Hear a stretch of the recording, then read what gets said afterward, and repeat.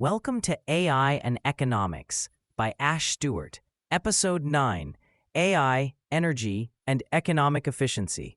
This is a series about the economics of AI.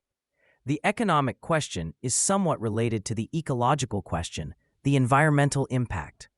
Let's dig deeper into these related questions: energy, efficiency, economy, and ecology/environment. For these are, I'm sure you'll agree, very important. In conventional media, you've no doubt come across articles as to how energy-intensive a data center that runs AI is. While the underlying concern is very much valid, I propose that such a view in itself does not take into account the overall context. For a crucial point is, what is the corresponding resource consumption of the pre- or non-AI alternatives for the same output? So firstly, what does AI cost? Specifically, in our main case, generative AI in the form of large language models, LLMs, that produce human-like output, which has been the focus of our discussion. There are two main costs and processes in relation to this. Firstly, building these LLMs and then running them for user access.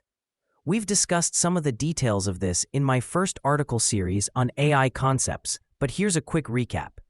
Building an LLM entails, as a one-off, feeding a neural net, an algorithm capable of learning patterns, large amounts of data, text, such as in the latest cases, practically all the content of the internet, and subjecting it to further training and reinforcement, including that carried out by humans, RLHF. To get to the scale of the latest LLMs and the emergent capabilities achieved at such scale, which is what makes Gen AI viable, this is a very energy-intensive process, the costs going to a few millions of dollars. And once such an LLM is ready, it's deployed in a large data center, typically housing the equivalent of at least a few 100,000 units of the computer you have at home. Again here, compared to the costs of you running, say, Office software on your local machine, the costs of inference, LLMs processing a request and producing an answer, are significantly higher. Other related costs here are cooling and maintenance, which at the scale of these data centers can also be quite high. Within the current architecture of generative AI technologies, the costs of both of these are so high that it's only a handful of very large firms with billions of dollars of cash that are capable of attempting this. This is what these articles in traditional media talk about when they discuss the high energy costs of AI. But let's put this in the wider context, as I hinted, because this in itself is not the whole picture. So what is the cost of comparative human labor for the same amount of productivity for the same output? A few months ago, a video went viral of a PhD student who, while testing a latest LLM, found that within an hour or so, the LLM was able to independently recreate the solution to his PhD problem on black hole mass measurements in early type galaxies that had taken him about a year to come up with. And the new solution, he admitted, was elegant. And it worked pretty much first go. This is perhaps a more drastic scenario, but let's take even the most mundane or conservative comparison of human labor versus AI. Some of the latest generative AI models have been compared to a mid-level professional in any field, engineering, medicine, law, by way of capabilities and productivity.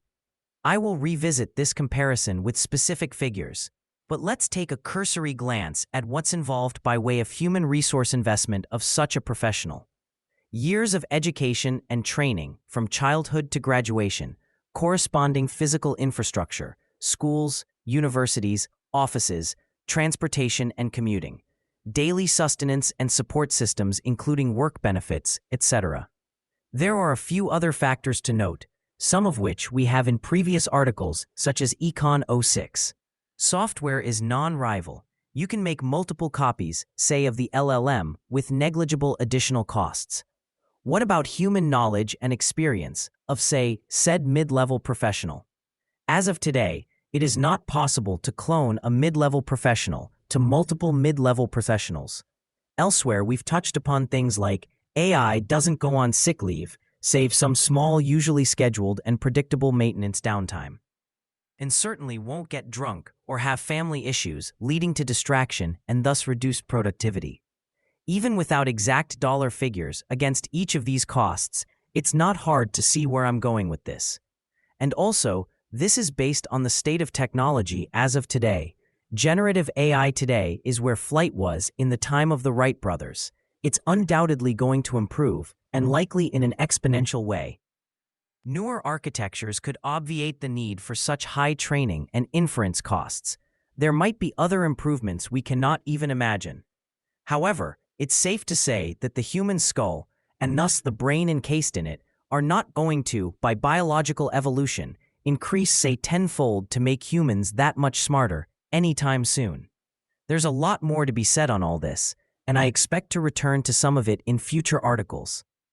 But let me end this one by adding another dimension to this, perhaps another ethical.